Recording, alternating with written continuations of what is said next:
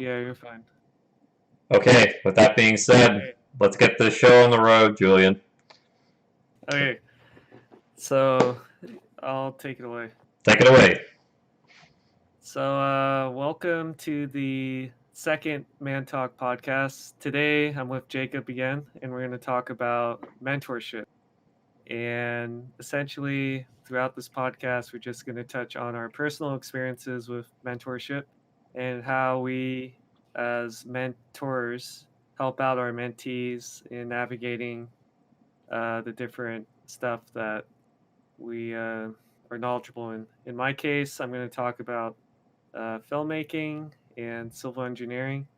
In Jacob's case, he's going to talk about. Oh, in this case, for me, it'd be chemical engineering and the mentorship program that it had and what it turned into and where it's going. Yeah. So we'll talk from our personal experiences and then go over best practices, what worked for us, what didn't work, and how to navigate, and the importance ultimately finding a mentor and accelerating your growth through your career or your personal life. So, Jacob, what was your first experience with mentorship? Were you a mentee, or did you just start mentoring, or how did you start mentoring or being a mentee? So it started officially, you could argue, when I was 12, and there were a couple kids that were getting bullied a lot because they were, I suppose, redneck. And I didn't like that so much, so it was more of an anti-bully attempt to make friends with them. And I was kind of getting bullied a little bit myself, so I identified with their struggle, and we started to just figure out things together. And it was with how to make a fire or little skills in the scouts, and it was meant to be just getting the little stuff taken care of, one skill at a time. It really started taking off in high school with a lot of freshmen when I was a senior. There was a guy, Austin, and we had to hit it off through band. So a lot of band mentorship, getting people equipped and empowered through how to march, how to play high notes, how to play different melodies and chords, how to be cognizant of your posture. And that's really where it started taking off. And then it died again, but it eventually emerged again in 2012 as the AICHE mentorship program. So, but the origins really were in from like 12 to 17. That's really where it started going on. What about you? When did it start for you? It's pretty similar. Around 12, I was in sixth grade, I believe, and we were mentoring, I think, kindergartners or first graders, and showing them how, like, oh, this is how to be a big middle schooler. Even though the difference between like a 6 and a 12-year-old is quite significant when you start like talking to them. So that was more of a general like mentorship thing where we're just overseeing the kindergartners or first graders to give them an idea for what to expect in middle school. But the first like true hands-on mentorship for me was in high school when I was in junior year. I was a tutor, and then I was teaching people how to use videography equipment in film class. And then similarly, it died down when I went to college until it picked back up in my junior year again, except with college when I did Aggie TV and Aggie Studios in Davis. And then it transferred over when I started my career in working in the laboratory and then teaching people how to run the different transportation specs at my lab. So it's either came naturally from working on the job or through my own volunteer efforts. So, in your case, Jacob, what have you found that's been very successful in trying to mentor people? And has it changed as you've gotten more experience, or is it more or less tried and true, the same like method methodology you've applied since, let's say, you were 12? At 12, totally different dynamics to 17 in high school, to totally different dynamics at 21 and 20 over at Davis. And at my work now, also different. There are some core things that each one needs, because human beings don't change that much, but the environment does. So to answer your full question, the big deal being give them what they need for the environment. So usually it's the tools. So equip and empower them to get the tools they need to get the job done. So in the case of high school, it was more about band competence. So know how to behave with your fellow band folk, know how to march, know how to play your instrument well, know how to take care of the instrument because it can break. You can dent the trumpet pretty easily if you drop it on concrete from like 5 feet. So you got to be careful of that kind of stuff. And being competent in your music. So we had to memorize a lot of music in marching because you couldn't just carry it around. It's kind of a pain, so you had to have it up here. In jazz, though, it was different. You had to have more, I wouldn't say pizzazz, but you got to be more articulate with the way you speak to your fellow folk about problems, and also in the way you play, like the legatos and the staccatos. And so it depends on the environment, in short. Yeah. In my case, when I first started in that middle school setting, it was just kind of like, oh, I've never had to do this. So it's like being dropped into the deep end, and it's like, oh, do I try to be their friend? Do I give them actual advice? Are they like cognizant enough to know what I'm offering in terms of help? And in the case of the kindergartner, it's like, no, you just like treat them kind of like a kindergartner and have a good time with them and be like, oh, okay, this is middle school. It's a lot more involved than, playing in kindergarten or first grade playground. But then when it transferred over to a high school setting where you're like tutoring someone, is very different because it's like, okay, well, now we're going to do more hands-on. Like, what what issues are you exactly struggling with? And for both the people I tutored with, the thing that they struggled with was just actually doing the work. They didn't actually have any conceptual issue with understanding what they were doing. It's just that they didn't have the necessary like time at home or during class to do their homework. So they used tutoring time to like actually do their homework. And once they started like utilizing that time, it's like, okay, well, there's not a lot of mentoring going on that's required for filmmaking. Uh, that's pretty different. I've found that what works the best is to throw people in the deep end and let them actually play with their equipment, right? So I've done both methods where I've talked at people and I lectured them, and then I've thrown them a camera and they said, figure it out. And then in between. So in my experience, the in between, closer towards figure it out, works out better for them by and large because, oh, well, it's more ingrained in their head that, hey, this is what aperture is, this is what exposure is, this is what shutter speed is, this is how it affects the photo. So if I just verbally tell them, lecture at them, it's not going to internalize and they're not really learning. But if you give a little bit of the theory and then a lot of the practical stuff, they can connect it better. And then very similarly, at the lab, basically hands-on. So it's less talking at people and more having them actually work through and struggle, and then literally at my lab literally get their feet wet and dirty, because without the actual work on their part, it's not going to sink into their brain what they need to do.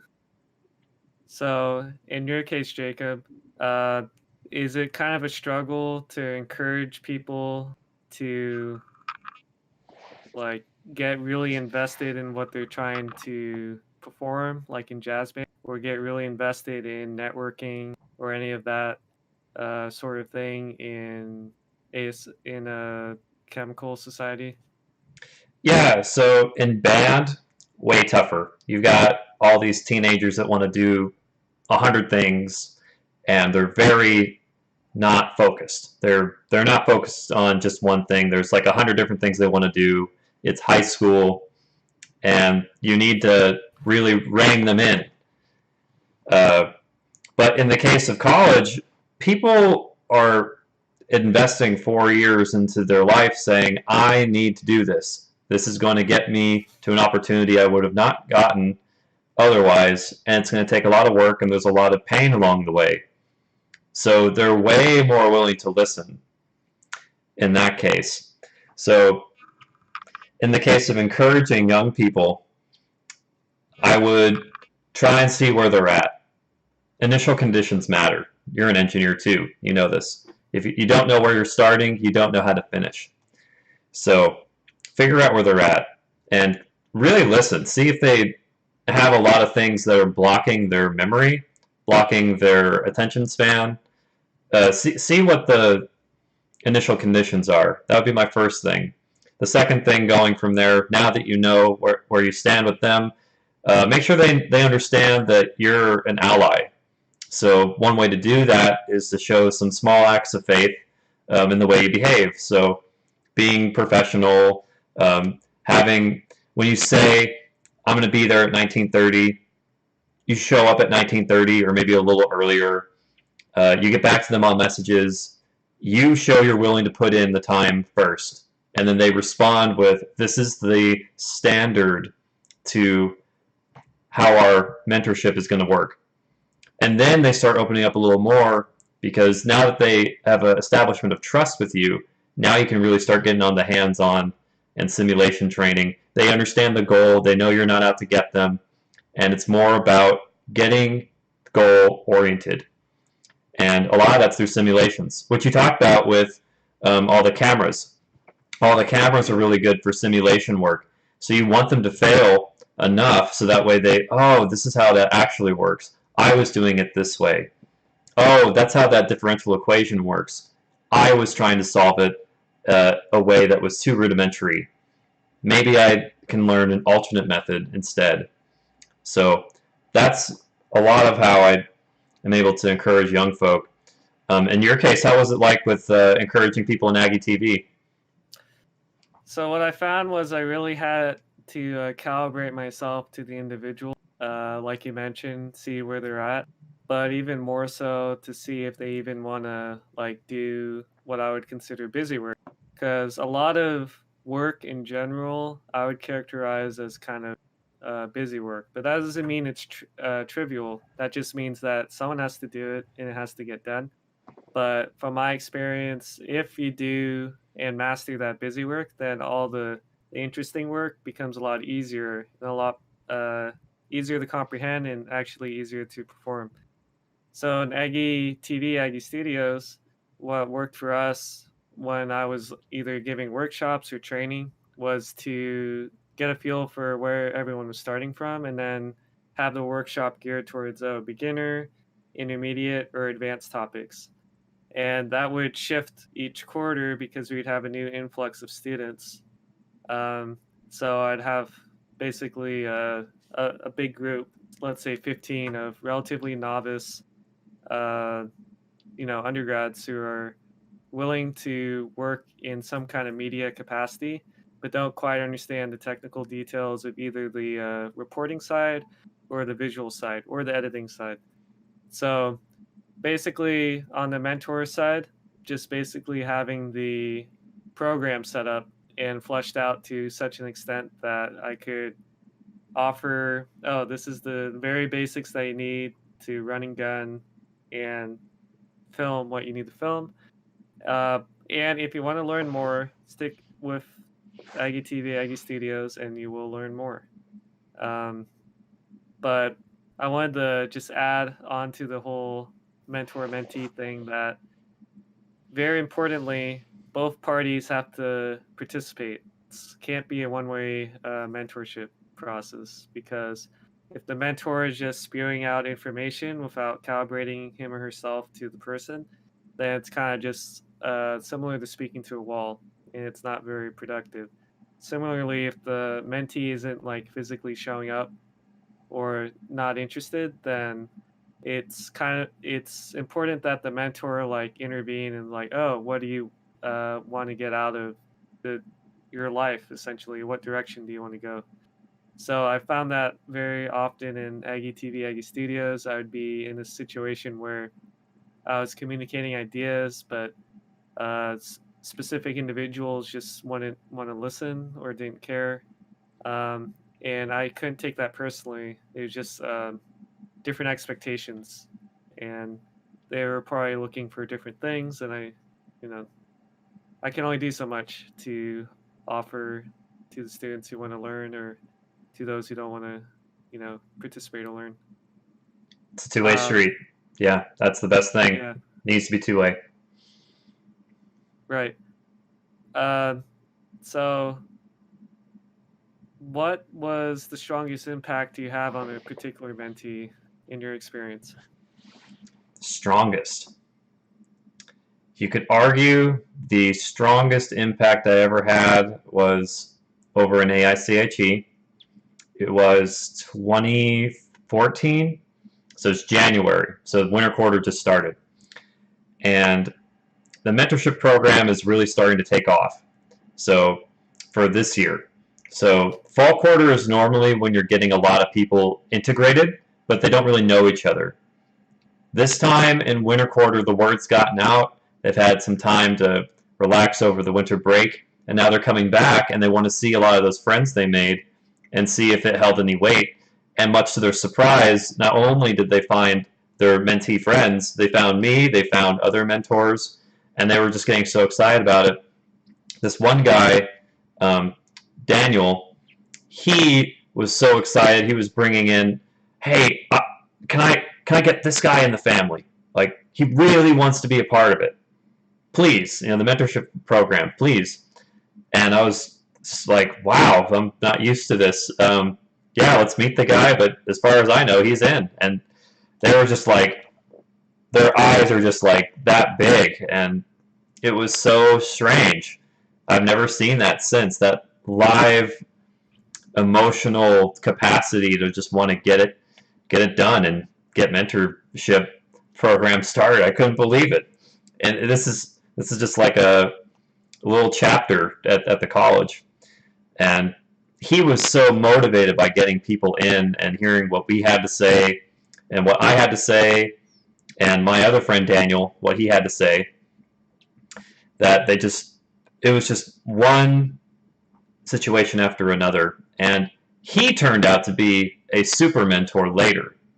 So I consider him probably the biggest success story I've got, because he had trouble, he overcame it, he got a lot of people through things, and it was just so cool to watch that progress in his own life. And this is all him. Like, I'm not making him do any of this. This is his own choice.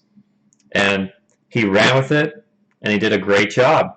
And you could argue he impacted probably about 30 people. Easy. Like 30 people he knew for sure. And then they impacted even more. Like, there were layers to his impact. And he just did a great job. And I still am in contact with him today. It's fabulous. What about you? Did you impact anyone in particular, or was it more like a group setting? For me, it was more like a group setting. I would have one-on-one impacts on specific people, but I pretty much applied the same like general group training workshops or general advice that you would give to a large group. At least from what I remember, there was no real one-on-one mentor-mentee relationship that I've developed that's stuck across time.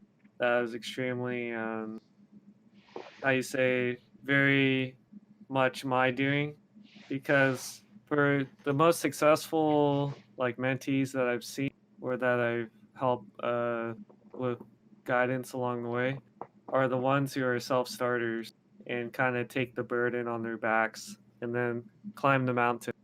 And more also on top of that, it's the ones who are willing to climb the mountain but also ask very targeted and very good questions. Um, the quietest people that I mentored, I can't necessarily read their mind. And so I don't know if they're struggling with a concept or if they're perfectly A-okay because they're super quiet and introverted. So I try to tease out of those specific people, hey, so what does this mean? Ask them questions, try to get their intuition developing, whether it be in film or in engineering, just to be like, okay, so if this happens to the exposure, like if you lower the aperture, what's going to happen to the general exposure, right? And then if they were listening during the workshops, they would be like, oh yeah, well, it does this and changes this, blah blah blah. And just for reference for the listeners, the when I'm saying aperture, I'm meaning the f number. So if you lower the f number, the image gets brighter, the number gets smaller, um, and then you get more bokeh in your shot. So it does a bunch of things. And on my end, just asking those clarification questions lets me know that they're, you know, uh, grasping what I'm trying to communicate. And moreover, if they ask follow up questions to topics that I haven't gone to, then yeah, they can, you know, basically intuitively figure it out. Um, so, have you had people, Jacob, where your mentoring ability was just kind of suspect or it didn't work out too easily? Let's see.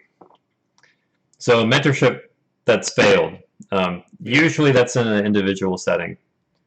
Like you, the group setting was more prevalent, but I tried to make a nice balance between group setting, where we're doing a fair amount of activity, and then once the action dies down, I go to people one at a time. And I broke it up. So big group to small group to individual. That seems to be a good balance for them. It makes sense. You get a little bit of attention one-on-one and in a group setting. But one that really failed, I mean, I can't blame her for this one, but she, I'll leave her name out because it's kind of a sad story. She essentially jumped into UC Davis as a chemical engineering major freshman, and I met her up in 2012. She wanted to be a mentee, and she just got really overwhelmed consistently, and it was hard. It was hard to get her to be active and get with it, and she just had some personal issues that kept interfering with her life, and eventually she just had a breakdown. And I was, to much to my surprise, I was in the library when she broke down, and she just needed to go home and get herself worked out to what she wanted to do next because she just couldn't take it anymore. She did about a full year's worth at Davis. You could argue, though, she was one of the sweetest mentees I ever had. She left me this card that was just, I took it everywhere. This card, I might post it somewhere because it's just thank you for caring, thank you for giving a crap about me, thank you for getting me a ride home when I just couldn't think straight, and just all these things that I did correctly. And she just realized her own problems and said, no, I need to go to community college and I need to start over. And she said, I can't thank you enough. And I carried that card everywhere. I mean everywhere. That card is in a backpack that went with me overseas, that went with me to multiple trips. It's just that she may have failed at Davis, but I don't think she failed in a way that caused her to not get up again. She got up again. And if she's still out there, she knows who she is. I miss having her around. So it absolutely wonderful card. I'll never forget it. I'll keep it forever. What about you? Did anything fail, or? Yeah. So for me, the failure points came when people would ask me what I would deem the wrong sorts of questions, just to challenge what I'm saying. And it's very hard to communicate ideas if you're being challenged on every single point that you're making. It's not a very good point. It's not a very good practice for the mentee to assume that they know more than you or try to play gotcha games. It kind of creates a level of distrust between you and the mentee or the person you're just trying to train, and it's just very much I would use the word toxic environment because it's kind of like, okay, so am I the mentee or what's going on here? Because I thought you were here to learn something, or I was supposed to communicate something to you, but it sounds like you know more than me, or I don't know. It's a strange situation to be in. Uh, with very I have like specific individuals in mind where um, I would just communicate an idea, and then they wouldn't listen to that, and they would change this topic, and then get lost very easily with the topic that I was actually talking about. Um, I think there's like 3 or 4 people like that in my experience, mostly on the filmmaking side. On the engineering side, it's a lot better. People tend to understand what they're expected to do, but I don't really want to go into great detail with the failures because it's the general trend is basically like, oh, they're combative and difficult to teach or learn anything to. So Did you do any mitigation techniques to kind of disarm their combative nature? And there's usually a few out there, like you said. But what kind of strategies did you have for taking out these taking out their combative nature? uh, well, for me, what worked for 95% of people was just trying to be calm and not feed into their combativeness, and just try to answer their questions as best as I can and redirect in the direction that I want to go. But for the 5% of extremely combative people, I don't exactly quite understand what their problem was. Um, and that goes into a whole discussion on oh, do you really need to mentor specific individuals who are so combative and unreasonable that they're just making your life harder? And I would say no, you don't. You don't need to do that. You can just focus your energies on those who are eager to learn and very respectful. And if they have a correction comment or some other comment that's necessary to course correct what you're saying, then they can speak it, but not in such a way where they're trying to command the ship for some reason. It's a Yeah, very strange mentality to have when you're asking for help, and they're like, "Oh, never mind. I'm gonna help myself now." yeah. Was this a mutiny, or is this like an actual like trying? Yeah, I know what you mean. It's the what did you come for? It's like that, and I ask them that for people who were trying to take over. It'd be what did you really come here for? Because if you wanted to fight, I mean, well, why didn't you say so? Well, let's go. Um, Yeah, or and like a knowledge fight, you know. yeah, it's like, oh, did you really know about that? Like in the case of AICHE, like if anyone were to do this, it'd be like, oh, okay, well, I guess you didn't want to know about how to navigate through the workforce and how to be able to apply and kind of the ins and outs of an interview that you've never done before, mind you. Uh, oh, and I guess I won't share with you some of those notes, that I was sharing with everybody else. And I'm going to let them know that they're not going to share them with you because you're being a dick. So Right. we could start cutting things off here real quick. And I try Yeah. and make that very apparent with them. And it was really cool because if you have a high enough population that wants Yeah. to really learn, they will ostracize that person and they will Right. feel an immediate shame. And they have 2 options at this point. They can bounce back and say, okay, I need to shut up. Or 2, they're going to leave and they're going to get frustrated. They got two options.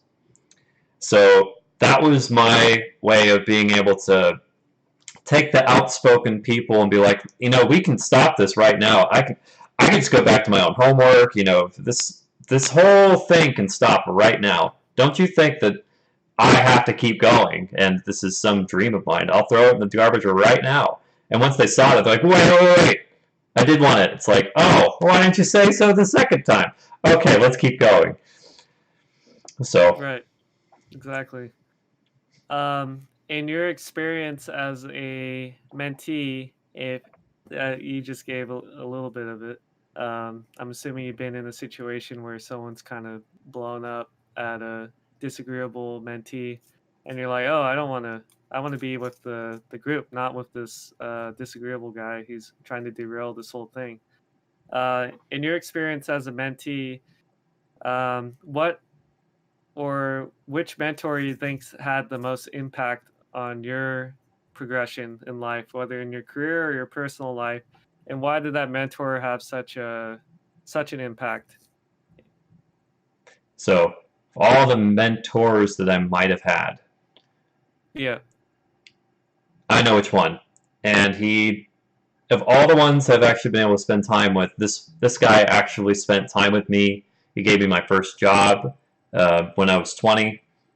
He gave me a wonderful Bible that I kept with till to this day. It was the Bible that we would look at the comments sector when we did Bible study, and I remember him saying, "You can have this," and I was like, "Wait, what? This is like the one we were looking at for like 3 years," and he's like, "No, I want you to have it." And the same thing with the job. He got me into a assistant mechanics role for a few weeks, and I've never had a job before, and he let me do it, and he let me fail, and he taught me some things here or there, and he gave me a fair amount of autonomy to do it. His name's Bill. Bill, if you're out there, thank you.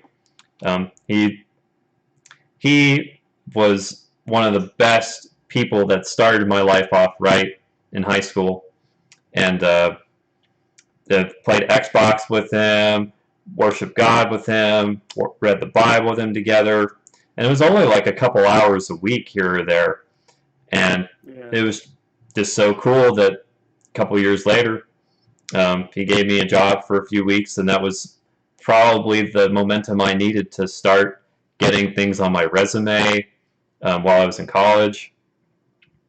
So yeah, that was Bill. So I guess in my life, I've had like a series of mentors. Aside from like my dad, um, I had my English teacher and history teacher in high school, history slash geography, and then a chemistry teacher in college, and then more distantly, not like one on one, like Jordan Peterson. Um, Oh, I, would- I I would count him as a very powerful mentor, even if it's not a direct like one on one. Like the information he's given out has had a pretty profound impact on how I orient myself in life. But specific to the three I mentioned who have had like one-on-one time, the commonality between each of them is that they've offered a perspective of their life and how to orient myself within it, within my life, such that I maximize my potential success given that I put in my um level of effort. So like for the English teacher and the history teacher, they basically said, "Oh, don't worry about going to a 2 year junior college. Go into 4 year directly. That's where you're gonna meet your friends for life. That's where you're gonna make your connections from the dorms. Um, Once you have your um, initial foot in the door, those first 2 years, you can make connections that way. And by and large, for my English teacher in this case, he is correct. Most of my lifelong friends, I would say, have come out of being in the dorms or participating in Aggie TV, Jacob included, right? Uh, Assuming things work out in perpetuity, right? I would consider you a lifelong friend because I mean we've been friends in some capacity for about roughly 8 to 10 years. Um, so yeah, um, So yeah, make your friends from the by going to 4 year rather than having kind of a 2 year, then 2 year, and then whatever. Similarly, in Aggie TV, that's how it worked out. I made a lot of like 15, 20 friends just through that. And we still like collaborate together on film stuff, which I'm very much still participating in, and um, which I still find a lot of meaning in participating in. So I could go on in more detail about all the nitty gritty specifics, but generally speaking, they've provided a general outline of what direction I should try to go in, pitfalls I should avoid, um, and basic tips of success. And I think recently, incidentally enough, Jordan Pearson has provided a good foundational framework to connect and glue all that information together. Um, never underestimate what you can glean from someone who you never had direct contact with. Yeah, what does he say? He's like, I'm surprised people are being so taken aback by my YouTube videos. It's like they're learning life advice from a YouTube video. What's wrong with the world? How come they didn't learn it from someone that actually cared about them? He was taken aback by it so much. It's just, oh my goodness, people need help. Okay, I'm going to do it. I'm going to do it. I'm going to get out there. He's one of my favorites too. And you're obviously one of my lifelong friends too, Julian. Thank you. Oh, great. Good to hear. If you didn't know already. Yeah, I kind of figured, but it's good to be official. Yes. So, in terms of, there's this book, to go on a slight tangent. There's this book by an author named Robert Greene. He wrote the 48 Laws of Power, and he also wrote a book called Mastery. And in the book Mastery, there's a chapter that's just dedicated to apprenticeship / mentorship. Basically, an apprenticeship is a type of mentorship, right? And whenever you're trying to obtain mastery in any field, whether it be in like filmmaking, civil engineering, chemical engineering, there's a period of time where you need to learn the ropes. And in that time, it's best to connect yourself with the person who has that knowledge, who's willing to share, and try to, bring up the next generation, so to speak, so that you could obtain the necessary information to do your job or just become a master of your craft. So, Jacob, in your situation, who at your work or in your career path has filled that role as master, giving the information to you to the point where, okay, I'm your apprentice, I'll learn everything I can, and once I've learned that, I can take my necessary steps to become proficient or even a master myself? So for AMPAC, or where I've worked, I'm kind of sad to say that it really wasn't anyone. And that's kind of sad because I was hoping I would get that. Right. So I took forever to get the pieces together to try and come up with something that would be worthy of mastering my craft. And it took about 3 years of really grinding it out and getting bumped to a lot of different process lines. And I finally had something that was worthy enough to get other new folk in. And that one, I'm actually kind of sad that's the way it turned out from an engineering perspective. From UC Davis, it was more of a collaborative effort. Like I can think of several friends that I work with now that are critical to of me getting through the chemical engineering program. Sean, if you're out there, this is for you.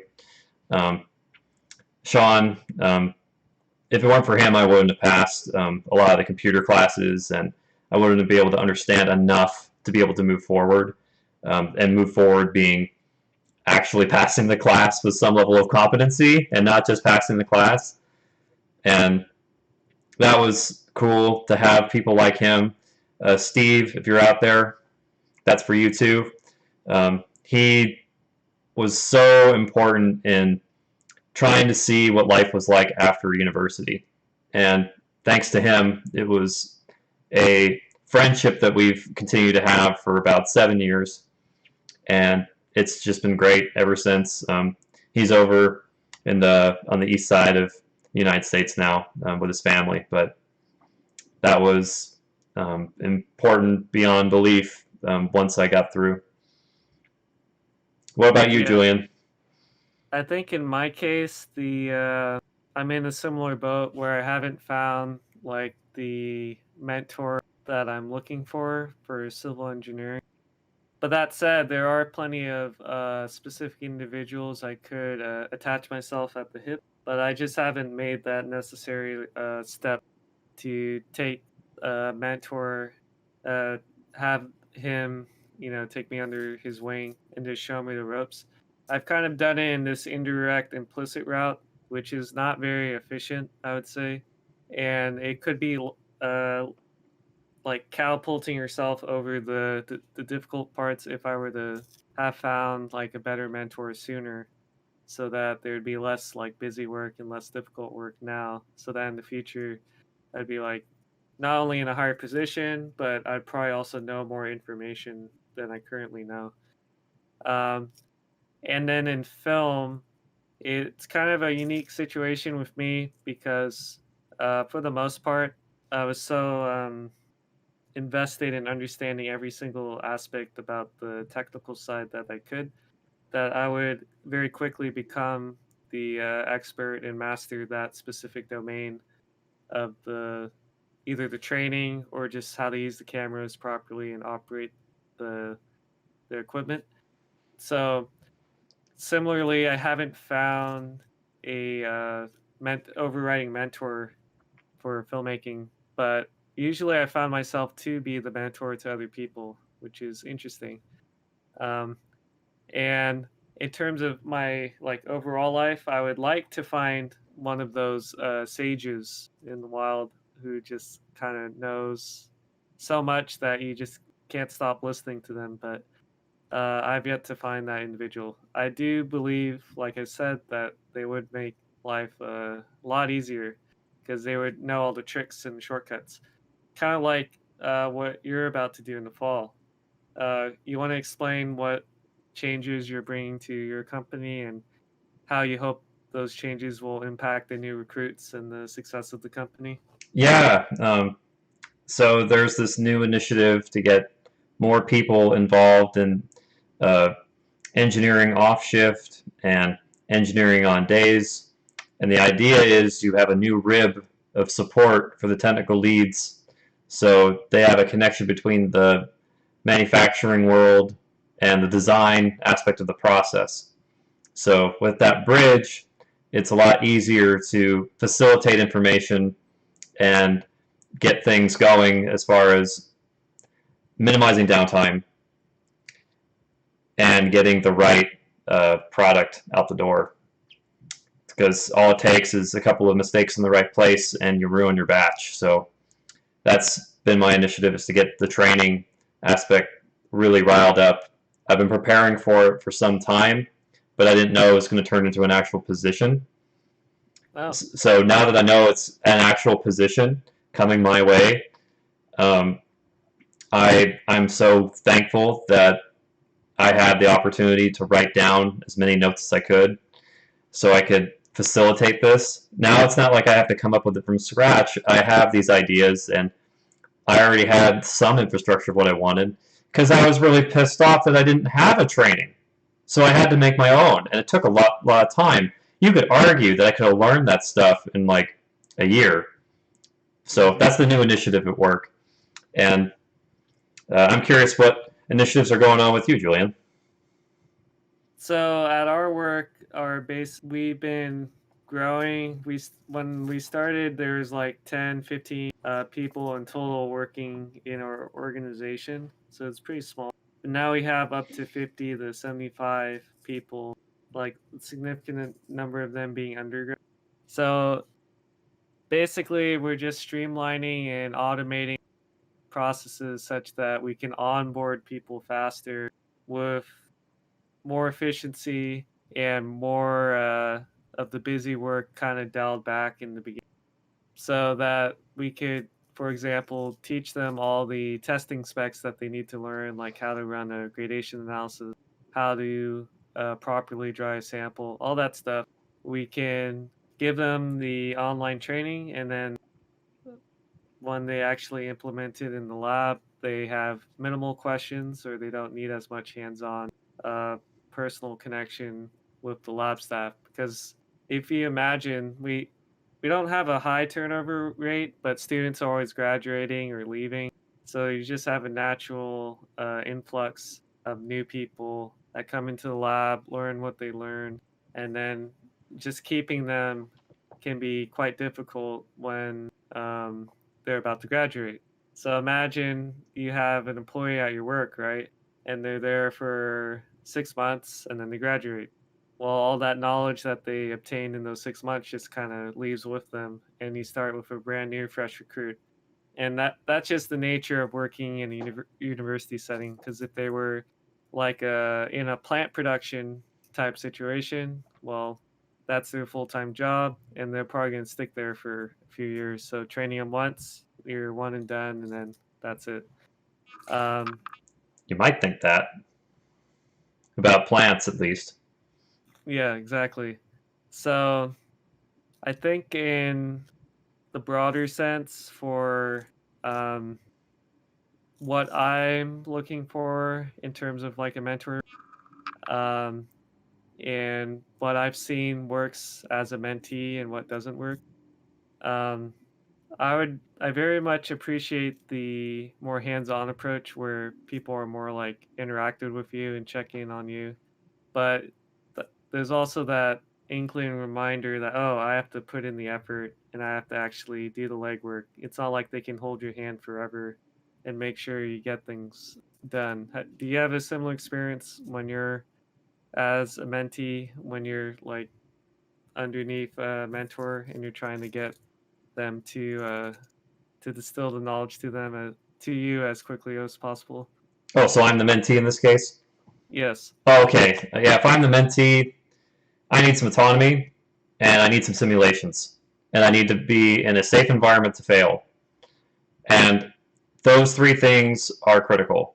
If you cannot fail ever, you never have any simulation. You will find that people get very irrational with the rules. And that happens in industry more than you'd like to, or more than I'd like to admit. But it happens. You need to have safe places to fail, places for learning, and then like an intermediate. Okay, this is a low priority thing. If it gets messed up, it's not that big of a deal, but you've been trained for it, so give it a shot. Okay. And then there's those other ones where you have to go to the meetings for a while and figure out the information from the clients and get what you need before you make the executive order to start. Because if you screw that up, the batch might be ruined, and that could be 2 million gone. And so you need to be absolutely sure that your information checks out. But simulation is what we're right now doing in the fall, getting more people involved with here's some things that have gone wrong in the past, and I'm putting you in the position I was in 2 years ago. Here's the conditions. And I'll behave like the person who informed me of the issue, and I'll try and, depending on the situation, I can make it easier or harder depending on what personnel is going to reach out to them. If they're a new guy, I can start saying, well, I'm not familiar with this, and make excuses and make them claw for information. And that's good because you're going to need to claw sometimes. Other times, it's as simple as a more higher up guy says, we need this done. Do you know how to do it? You look at the same data, take care of the task. So that was what I've encountered so far with what's going on at the plant. Yeah. For your future mentees, do you have any goals outside of your initial training processes that you hope to implement? Or are you going to wait and see how things are calibrated this fall before you think of even grander like training seminars or simulations? I'm glad you asked because I did think about it. And there's several things we can do. One of them being this turnover thing. If we could change the way turnover happens, and I mean turnover like people leaving, if we could have it where the person leaving gets the chance to pass his information on to the next new guy, and there's that overlap. They might be a little biased because they're leaving, but the good news is they will be able to talk freely about how the company is and what work needs to get done, how to get stuff done. So if there's that transition of knowledge from person to person, equal status, not like you've got the same boss that's trained like 20 different people and they keep leaving, that might be a good start. So that way it frees up the manager to do other things. And then the second thing being getting more departments able to work on something else. So in this case, having an editing team, not just a bridge between the manufacturing plant and the design team, but also just an internal bridge between engineering. So someone actually is in the interest of reviewing their stuff, and it's not all on their shoulders. And the people who are on their team don't feel like they can just kick it to the side and say it's not our problem. It's like, no, it's your problem. And you're going to have these people who are going to hold you accountable with their edits. So those are the several things I can think of with the future of it. In your case, are you going to end up doing the UC Davis mentorship thing? I know they sent out all those emails to a bunch of alumni. I don't think I will this fall, but possibly in winter or spring, because I have to get started on studying for my own licensing exam. So I won't have too much time in the evenings to take someone under my wing and then walk them through the process of, oh, this is how you should work through your first few years at UC Davis. But it's definitely captured my eye and interest, but I don't think I have the necessary time to do the commitment. How about you? Are you thinking of doing it, or? I signed up. I just made my video for it. I'm going to post it here in like the next 24 hours. I'm going to hit up that video for the mentorship program that's supposed to happen tomorrow at 1. And yeah, I'm doing it. I've been waiting for something like this for a long time. So UC Davis is really cranking it up. That's a whole new tier of what they want to do within their department. Can you elaborate a bit on what exactly they're implementing that's different from the... Yeah, what they're doing differently this time is a higher tier of accountability. So that's always been a problem with the mentorship program. You get a lazy mentor or a busy one even, someone that's not even malintent. And they can't schedule with their mentees, or won't, depending on the intent. And then no one holds them accountable to make sure they're getting what they need, which is being equipped, getting empowered, figuring out the tricks of the trade, making them better so that way when we have a mentorship program, when that senior leaves, that new sophomore can do something about it and get involved, as opposed to just, well, I never had a mentor, so I don't know what I'm supposed to be doing, and then the excuse goes into the next generation and the next one. Yeah. So this time they've got this website, and the website is meant to hold someone accountable for if they haven't gotten back to you in like 2 weeks. There's someone that's on the back line of the website that's going to send them a message and say, hey, you need to be able to message your fellow mentees, or mentees, you need to respond to the alumni that are telling you things. And I thought that was radically different than before. Because before, people were just so busy, they'd say, oh, I don't have time to hold my team accountable. And now they're having outside people taking the initiative there. The second thing being, you can use that website as an interface to start with. And it gives you, like, let's say you were a novice mentor, it kind of gives you an idea of how to flow with them. So if you've never done it before, they actually have introductions to how to be a mentor. That's pretty interesting as well. And they've got some other interlocks that I haven't discovered yet. I'm really curious if it's going to work because this is a whole. I haven't seen anything like it before.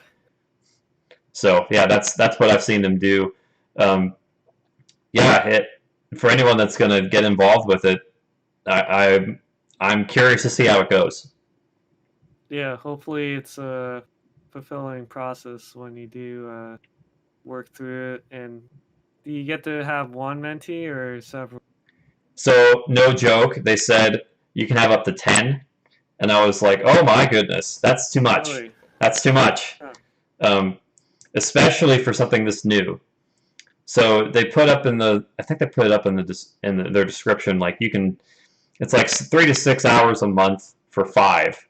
And I was like, Oh look, no. I was like, well, I'll do 5, fine. I'll buy into what they say. Let's see what happens. Yeah. That'd be very interesting to see how that works out actually. Yeah, I'll keep you informed. I'm looking forward to it. And as you said before, it's a two-way street, so Yeah. it could easily fall downhill. We've had industry mentorship programs that didn't even make it through the year. Like they didn't make it through the year, and that was within Wow. AICHE. Alumni to upperclassmen. That's what it was. So I'm curious if their accountability is as big as the site says it is, and I'm willing to give it a Well, shot because I think that's an awesome thing. What you were gonna say well, something? yeah. It's probably the accountability aspect's been placed in because of past feedback, and this is could be the first iteration of oh, okay, well, this is how we're going to keep both sides accountable. Let's see how this works. So they might calibrate it again for the winter and the spring if they continue the program. If that's the thing, a lot of these mentorship programs come and go. Um, yeah, the last one I was a part of, it just died within like I think it was 2 quarters because by the time the third one was there, they had people, but no one was meeting up. Oh no, And it's like, did people want to do this? I understand if people get busy, but I also understand if you sign up for something and you want to do it. you should show up. Yeah, Yeah, I mean that's just if you want to actually get involved and learn something, that sets a bad record for both mentors and mentees for not saying what you were going to do. right.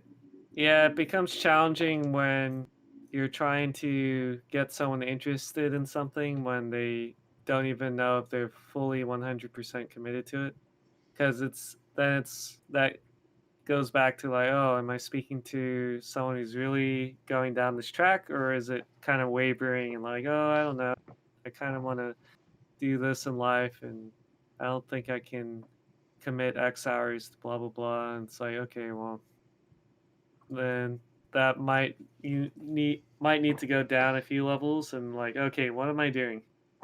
Why am I in college? Why am I at this job? And if you can answer that pretty cleanly, then maybe step up a bit and just take down this existential angst or crisis that might be bubbling under the surface so that you can figure out, oh, okay, well, I'm here because of, and then you have your reason. And it's like perfect. So yeah. Is there anything else you wanted to add about mentorship or your own personal experience in mentorship, Jacob? Man, this could be a whole other session, but at least for today, I think we hit a pretty good flow. So I'm willing to about conclude and wrap this up here. Maybe for another time we could do more on more targeted things that happened in our past or some other experiences that we've heard from because we didn't get involved with a lot of like what AICHE did in the past, and I can go into that some more. Um, so at least for today's session, I think we hit it pretty good. Like, yeah, sounds good. Yeah, the only other thing I would add for finding a mentor or trying to find a master in your craft to like learn under is that it's very important that you're going to commit yourself 100 or 110% to the process that's involved, even if you think it's, oh, this is busy work, I don't need to listen to it. That's a very incorrect mindset to have. At least from my perspective, any information is good information, and then you can filter that information at a later date. You can hold your prejudices on the back burner so that you can like figure out, oh, okay, that was valuable, that was invaluable. There's no reason to be like, oh, I'm going to show up and then never show up again. Um, any information that you can glean from, or can get communicated to you, is good information in my book. Yeah, it's not necessarily who it's coming from, but it does matter sometimes. I mean, Jordan Peterson, for example, that guy. It's because he's saying it that makes it even. It's got more emphasis, and the guy also is just an amazing public speaker. So he's got a lot of things going for him. That just it's not just the information, but how it's presented and the implications behind it and the motivations you're going to have after. So there's like all this extra firepower that comes with it. So it's not gleaning. It's like straight up like, here is the wheat. So here is the information you should know. This is it. So yeah, no, that I think we did not too bad on that one.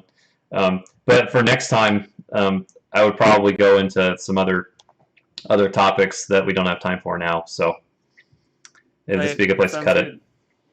Cool. Yeah. Thanks, everyone, for tuning into the second podcast. All right. Thanks, everyone. Bye. Bye.